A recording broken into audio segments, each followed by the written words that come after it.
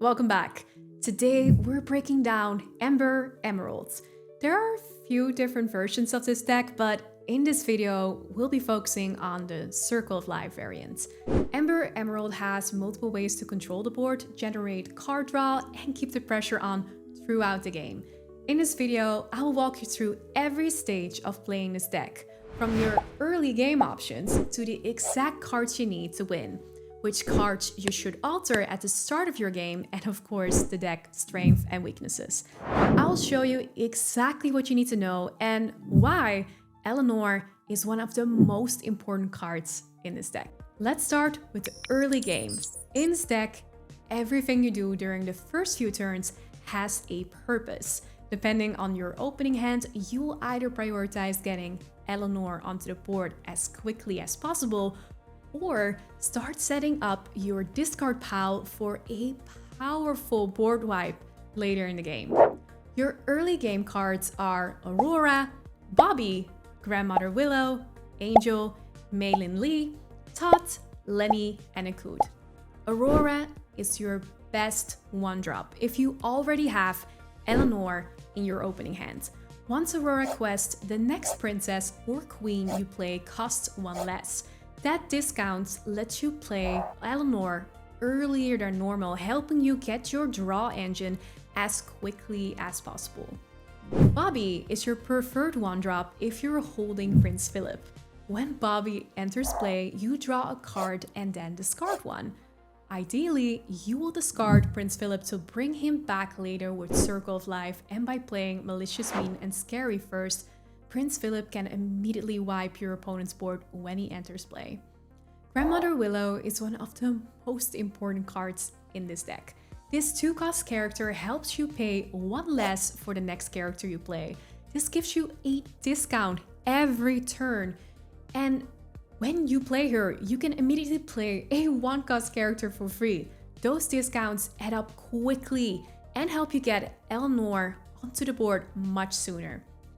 Just remember, your opponent knows how important Grandmother Willow is. They will often try to remove her, so think carefully about when to exert her.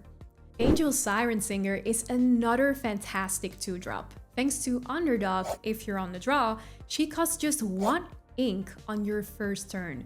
That gives you a character capable of singing 3-cost songs immediately. One of the strongest openings is playing Angel for 1 ink, then using her on turn 2 to sing Akut for free. Akut reduces the cost of your next character by 2, allowing you to play Grandmother Willow for free. Grandmother Willow then reduces the cost of your next character by 1 ink, letting you play a 1-cost character for free as well. That still leaves you with 2 ink available to play another 2-drop. It's an incredible amount of value when you're on the draw. It's insane. Maylin Lee helps you find the songs that makes this deck work. When she enters play, you look at the top 4 cards of your deck and may reveal a song or a Red Panda card to put into your hand. Most of the times you'll be looking for songs, but occasionally she will find another Maylin Lee, letting you dig even deeper into your deck. Todd is another way to fill your discard pile. When he enters play, you draw 2 cards and discard 1, making him a great way to discard cards like Prince Philip, Stitch, or Milo. On top of that, his cost of 3 makes him a good character for Sing Together.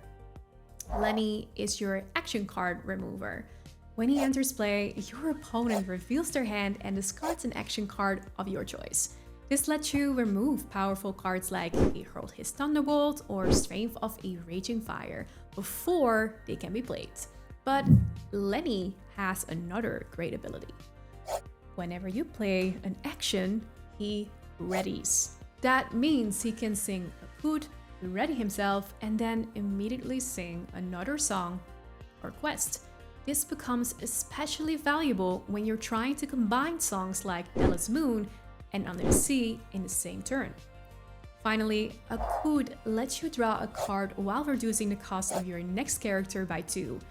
Early in the game, this helps you flood the board much faster. Later on, those discounts make it easier to play your expensive characters without having to rely on Circle of Life. So, what's the goal of the early game? You're building toward one of the several game plans. You might rush to get Elinor on the board to sing Under the Sea, set up Prince Philip board wipe, or discard Stitch so you can bring him back for additional card draw. Which path you take depends entirely on your opening hands and your opponent. And that's what makes this deck so rewarding to play. Now let's talk about the mid game. This is where the deck really starts to come together. After setting up your opening turns, you'll be looking to get Elinor on the board to start taking control or to get more cards. We're playing the following cards in our mid game: Ariel, Rapunzel, Elinor, Della's Moon, and Under the Sea. Ariel is one of your draw engines. While she's in play, you can pay 1 ink to boost her to place the top card of your deck underneath her. Once you've done that, her ability lets you draw a card once per turn when you play a song. On top of that, she can sing for 4 and quest for 2 lore, making her a great card to have throughout the game. Rapunzel is another way to discard your expensive characters, but she does much more than that. When she enters play, you may discard a card to return an opposing character to your opponent's hand. That makes her a great tempo play while also helping you set up Circle of Life by putting cards like Prince Philip, Stitch, or Milo into your discard pile. Then we have Elinor, one of the most important cards in the deck. At the end of your turn, if you have 3 or more exerted characters, you may deal 1 damage to a chosen opposing character, gain 1 lore, and draw a card. That's an incredibly amount of value from a single ability. However, don't feel like you always have to trigger it immediately. Elinor also sings for 4, and sometimes it's better to keep your character ready for 1 more turn. If you're holding Under the Sea and your opponent has built a whiteboard of low strength characters, waiting a turn so Elinor can sing your board wipe is often better since you don't lose any characters. No matter what you do, Elinor almost always helps refill your hand just as you're starting to run low on resources. Della's Moon gives a chosen opposing character -2 strength and lets you draw a card. On its own, it's great for card draw. It really shines together with Under the Sea, since it reduces a character from 4 strength down to 2, making it a target for your board wipe, allowing Under the Sea to clear even more of your opponent's board. Finally, we have Under the Sea, your first board wipe. You can sing the song using Sing Together, meaning your characters need a combined value of 8. Once played, all opposing characters with 2 strength or less are placed on the bottom of your opponent's deck.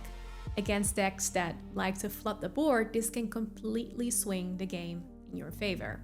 So, what's the goal of the mid game? This is where you begin turning your setup into an advantage. Ariel and Elinor keep your hand full of resources, while Rapunzel and Under the Sea help you slow your opponent down and take control of the board. By the end of this stage, you should be in a strong position to take over the game. By the time you reach the late game, your goal is simple: either take control of the game or make sure you never lose it. We're playing the following cards in our late game: Stitch, Milo, Malicious, Mean and Scary, Prince Philip, and Circle of Life. Stitch helps you refill your hand while also giving you a large body that's difficult for your opponent to deal with. When you play him, if you have 2 or more other characters in play, you draw 2 cards. On top of that, his cost of 7 makes him an excellent character for Sing Together, helping you sing powerful songs like Circle of Life and Under the Sea. Milo is another powerful 7 cost character. When he enters play, you may discard a card to return a chosen character to its player's hand. Then, if 2 or more cards were discarded that turn, you draw a card. He also has Ward, meaning your opponent can target him with actions or abilities. Combined with his 3 lore, Milo can quickly become a dangerous threat for your opponent. Malicious, Mean and Scary sets up your second board wipe. When you sing this song, you place 1 damage counter on each opposing character. On its own, that may not seem impressive, but it prepares the board for one of the deck's strongest combos, and that's where Prince Philip comes in. Since Prince Philip costs 9 ink, you will almost always want to bring him back with Circle of Life. If you discarded him earlier in the game, you can use Sing Together to cast Circle of Life and play Prince Philip from your discard pile for free. Because Malicious, Mean, and Scary has already damaged your opponent's board, Prince Philip's ability immediately banishes every damaged opposing character when he enters play. That leaves your opponent with an empty board while you have a 9-cost evasive character with 6 strength, 6 willpower, and 3 lore ready to take over the game. That's an incredibly difficult position for most decks to recover from. So what's the goal of the late game? At this point, you're using your setup from the early and mid game into a winning position.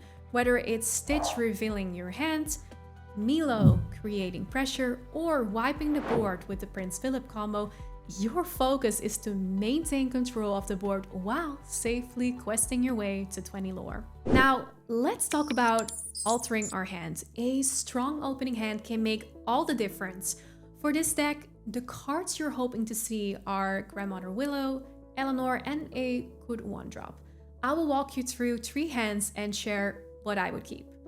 In our first hand, we're going first. We have Prince Philip, Angel, Maylin Lee, Malicious, Mean, and Scary, another Malicious, Mean, and Scary, Elinor, and Ariel. I'm not too happy with this hand. The biggest problem is that we don't have a 1-drop, and I don't want to risk keeping Prince Philip without a way to discard him. On top of that, we don't know what deck we are facing. If our opponent is playing an aggro deck, we don't have enough time to set up the Prince Philip combo. In this case, I would keep Angel and Elinor. Angel gives us something to play on turn 2 while also providing a singer tree for later. And Elinor is one of the cards we want to get onto the board as early as possible. Ideally, we're hoping to draw into Aurora and Grandmother Willow. Our second hand already looks much better. We have Aurora, Grandmother Willow, Circle of Life, Under the Sea, Maylin, Rapunzel, and Lenny. Overall, I would call this a solid hand, but it's still missing Elinor. I would definitely send back Circle of Life and Rapunzel. After that, the decision becomes much more difficult. Depending on the matchup, I would also consider sending back Under the Sea or Maylin. Keeping Maylin can be great because she might find a copy of Under the Sea. However, that's not guaranteed. The other thing to consider is that Under the Sea is an inkable. If we draw Elinor alongside another uninkable card, we may be forced to ink Lenny instead, and that's not an ideal situation. It's a tough choice. In our final hand, we're going second. We have 2 angels, Akud, Ariel, Grandmother Willow, Rapunzel, and Aurora. I actually like this hand because we're on the draw. We can play Angel on turn 1 for just 1 ink. On turn 2, Angel sings Akud, letting us play Grandmother Willow for free. Grandmother Willow then reduces the cost of our next character by 1, allowing us to play Aurora for free as well. We still have 2 ink left to play our second Angel, giving us an incredible board by the end of the turn. From there, we can ink Rapunzel and play Ariel on turn 3 to get card draw, hoping that we top deck a song. Another option is to send back Rapunzel and Ariel in search of Elinor, using Akud and Grandmother Willow to bring her into play even earlier. Personally, I think both approaches are perfectly fine. Whether you keep the consistent curve or alter more aggressively for Elinor depends on your playstyle and how much risk you're willing to take. Now that you know which cards are in the deck and when they are played, we need to look at what Ember Emerald does well and where it can struggle. The biggest strength of this deck is how quickly it can flood the board with characters. Thanks to Grandmother Willow, Akud, and Aurora, you can play multiple characters in a single turn, and build a whiteboard much earlier than your opponent expects. This deck has multiple ways to take control of the game. You can overwhelm your opponent by going white, clear the board with Under the Sea, or pull off the Prince Philip combo to wipe everything that's left. This deck has plenty of ways to draw cards by using Elinor, Stitch, Ariel, Delos Moon, and Akut. The opening turns can be quite passive. Most of the time, you're focused on building your board so you can sing Under the Sea or Circle of Life later. If your opponent removes your characters with actions or abilities, your setup falls apart, making it much harder to recover.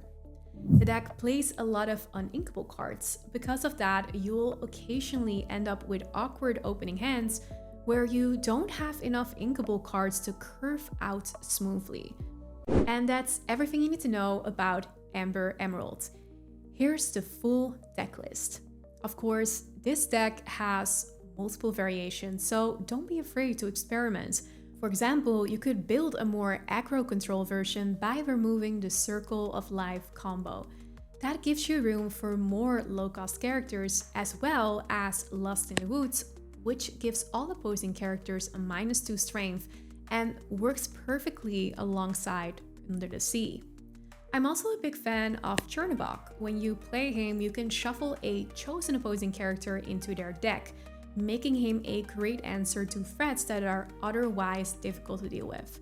Another fun option is leaning into the Toy Story package by adding cards like Woody, Rex, Jessie. Overall, there are plenty of ways to customize this deck and make it fit your own playstyle. If you would like to try the deck yourself, you can find the full deck list on Dreamborn. Just scan the QR code on your screen or check the link in the description. Thanks so much for watching. If you enjoyed this guide, hit the like button, subscribe for more Lorcana content, and let me know in the comments which deck you would like to see next. I will see you on the next one. Bye!